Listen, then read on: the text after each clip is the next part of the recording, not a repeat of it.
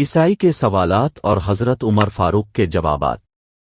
ایک عیسائی نے چند سوالات لکھ کر حضرت عمر کو ارسال کیے اور ان سوالات کے جوابات طلب کیے۔ عیسائی کے سوالات یہ تھے: نمبر 1، ایک ماں کے شکم سے 2 بچے پیدا ہوئے اور دونوں ایک ہی وقت ایک ہی دن پیدا ہوئے، پھر ایک ہی روز دونوں کا انتقال ہوا۔ ایک کی عمر 100 سال بڑی، دوسرے کی عمر 100 سال چھوٹی ہے، دونوں کون تھے اور ایسا کیون کر ہو سکتا ہے؟ نمبر 2، وہ کوئی زمین ہے جہاں ابتدائی پیدائش سے قیامت تک صرف ایک مرتبہ سورج نکلا اور نہ ہی پہلے سے نکلا اور نہ آئندہ بھی نکلے گا۔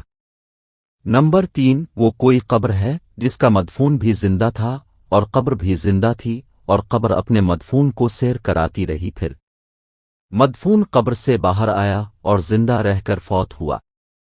نمبر 4، وہ کون سا قیدی ہے جس کو قید خانے میں سانس لینے کی اجازت نہیں اور بغیر سانس لیے زندہ ہے؟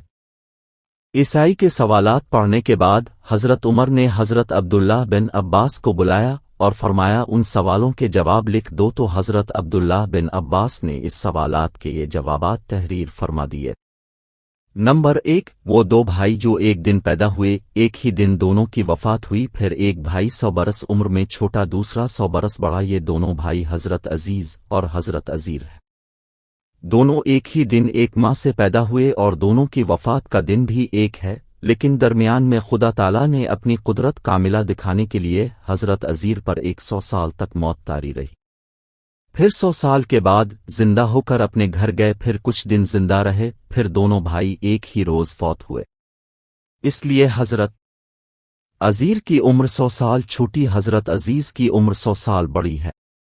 نمبر 2، وہ زمین جس پر ساری عمر میں ایک مرتبہ سورج نکلا اور نہ پہلے کبھی نکلا نہ ہی کبھی نکلے گا، وہ زمین درائے قلزم کی تہ ہے جہاں فرعون غرق ہوا، نیز حضرت موسیٰ قوم کے ساتھ پار اتر گئے تھے۔ حضرت موسیٰ کے معجزے سے دریا خشک ہو گیا اور دریا کی تہ کو آفتاب نے بحکم خدا بہت جلد خشک کرد۔ حضرت موسیٰ اپنی قوم کے ساتھ دریا پار کر گئے اور فرعون غرق ہو گیا۔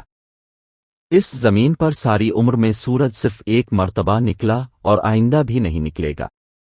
نمبر 3، وہ قبر جس کا مدفون اور قبر دونوں زندہ تھے اور قبر اپنے مدفون کو سیر کراتی رہی، وہ حضرت یونس کی مچھلی تھی۔